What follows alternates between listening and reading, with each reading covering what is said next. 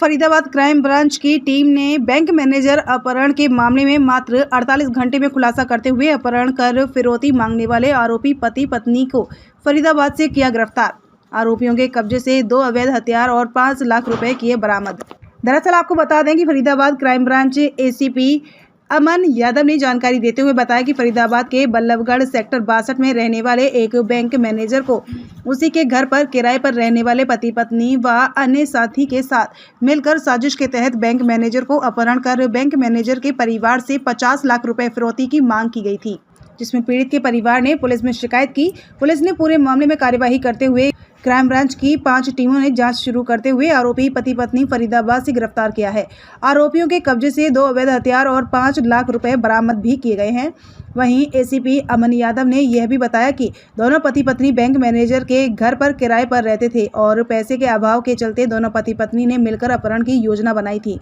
इसके बाद दोनों पति पत्नी ने बैंक मैनेजर को अपने साथी के साथ मिलकर किडनैप किया और उसके बाद उसे हिमाचल ले गए। हिमाचल पहुंचने के बाद आरोपियों ने पीड़ित के परिवार से 50 लाख रुपए की फिरौती भी मांगी थी, जिसमें 5 लाख रुपए में सौदा तय किया गया था। और जैसे ही आरोपी पैसे लेने के लिए फरीदाबाद आए तो क्राइम ब्रांच सेक्टर 30 की टीम ने दोनों आरोपियों को फरीदाबाद से ही गिरफ्तार कर लिया। वहीं अभी भी इनका एक अन्य साथी पुलिस की गिरफ्त से बाहर है। फिलहाल पुलिस कार्यवाही करते हुए दोनों आरोपियों से पूछताछ कर आगामी कार्यवाही करेगी।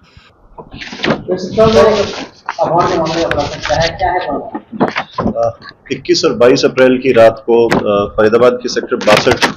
एरिया के अंदर एक घर से एक युवक को हथियार के दम पे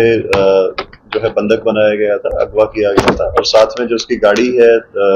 वो भी वहां से घर से वो साथ अपने लेकर के गए थे तथा जो युवक था जिसको बंधक बनाया गया था, अगवा किया गया था, उसे पिस्तौल के बट से चोट मारी गई थी जिससे उसके मुंह पर चोट आई थी। इसी संदर्भ में एफआईआर नंबर 263 जो है वो आदर्श नगर थाना के अंदर दर्ज की गई थी और जिसकी इन्वेस्टिगेशन जो है क्राइम ब्रांच के द्वारा की जा रही थी। क्राइम ब्रांच की कुल 6 टीमें इसके अंदर बनाई गई थी जो इन्वेस्टिगेशन के दौरान अलग अलग जगह पे जहां पे भी आरोपियों के बारे में कोई सुराग लग रहा था उसी हिसाब से उनको पोस्ट किया गया था। और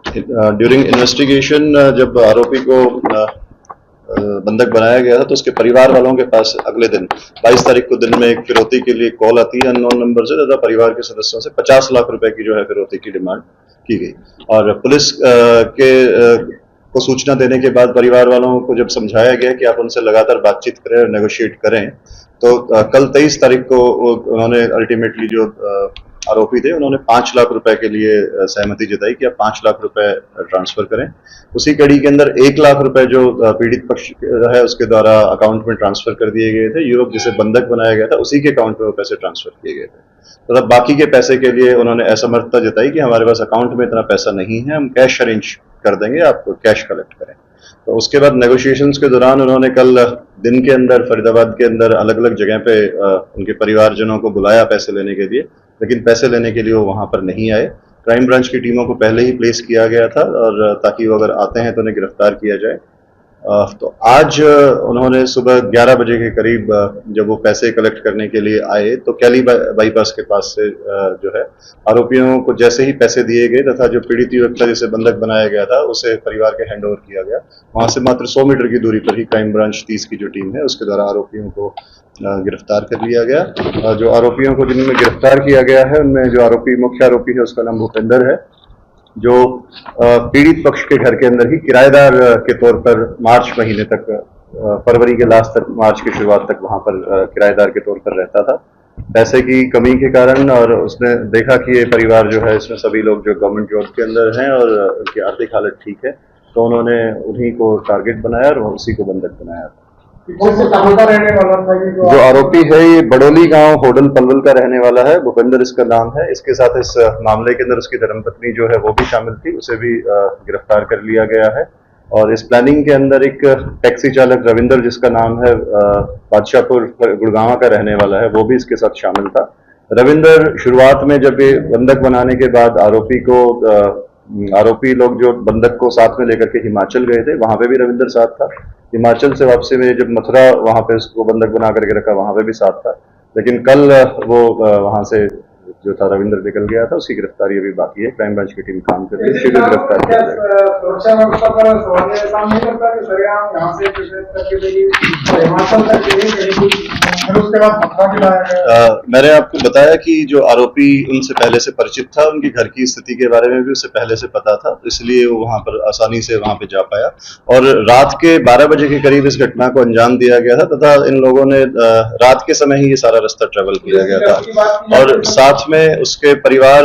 में जो मैंने बताया कि उसकी महिला भी एक साथ में, उसकी धर्मपत्नी भी साथ में थी, जिस वजह से उसने अपनी धर्मपत्नी को आगे गाड़ी में बिठाया हुआ था, साथ में जो ड्राइवर था वो गाड़ी चला रहा था, खुद जो बंधक युवक था उसके साथ में पीछे बैठा था। और जो बच्चों को, जो लेडीज को जो आगे बिठाने का उसका पर्पस था वो यही था ताकि पुलिस की जो चेकिंग है उससे किसी तरीके से ये रहे कि परिवार की और किसी चेकिंग से बचा जा सके। रास्ते में उनकी गाड़ी को अलग अलग जगह पे रोका भी गया था, लेकिन जो युवक था जो जिसे बंधक बनाया गया था, उसने किसी भी तरीके का कोई जो अलार्म रेज नहीं किया, शोर नहीं मचाया था, इसी वजह से जो है उस पर आप जो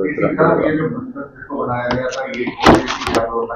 और जो उन्होंने बंधक बनाया है, क्या वो बंधक जिसको बनाया गया था जानता था आरोपियों को? जो बंधक है जिसे बनाया गया था उसका नाम सतीश है और वो दिल्ली में एक बैंक में नौकरी करता है। और मैंने बताया कि जो आरोपी है वो पहले से ही जो पीड़ित है उसके घर के अंदर किराए पे रहा है और वो पिछले 2 महीने से खाली करके वहां से चला गया था और उसी के द्वारा फिर उसे बंधक बनाया गया। जी, हथियार के दम पे उसे बंधक बनाया गया था। हथियार से उसके मुंह पे चोट भी मारी गई थी और जो सतीश है उसके साथ उस टाइम पे उसके घर के अंदर उसका एक दोस्त जिसका नाम अमित है वो भी मौजूद था और जब अमित ने बीच में रोकने का प्रयास किया गया तो उसके सर पे भी हथौड़ी से जो चोट मारी गई। इनिशियली 50 लाख रुपए की डिमांड की गई थी और बाद में फिर नेगोशिएशंस के दौरान 5 लाख रुपए लेने के लिए वो तैयार हुए थे और पैसे की डिलीवरी के दौरान ही हमने उन्हें जो है वो काबू किया और गिरफ्तार कर लिया। नहीं, वो जो मुख्य दरवाजा था घर का, जो फर्स्ट फ्लोर का, वो रात को उसे पहले से पता था कि वो खुला रहता है, आमतौर पर उसे बंद नहीं किया जाता, तो इसलिए उस दरवाजे से एंटर किया। अभी भूपेंद्र को और उसकी धर्मपत्नी को गिरफ्तार कर लिया गया है फरीदाबाद कैली बाईपास के पास से आज, और जो अन्य आरोपी है उसके रविंद्र जो है उसकी गिरफ्तारी बकाया है तथा अन्य जो भी इस मामले में अगर कोई संलिप्त रहे तो उस बारे में पुलिस रिमांड के दौरान पूछताछ की जाएगी, आरोपियों को गिरफ्तार किया।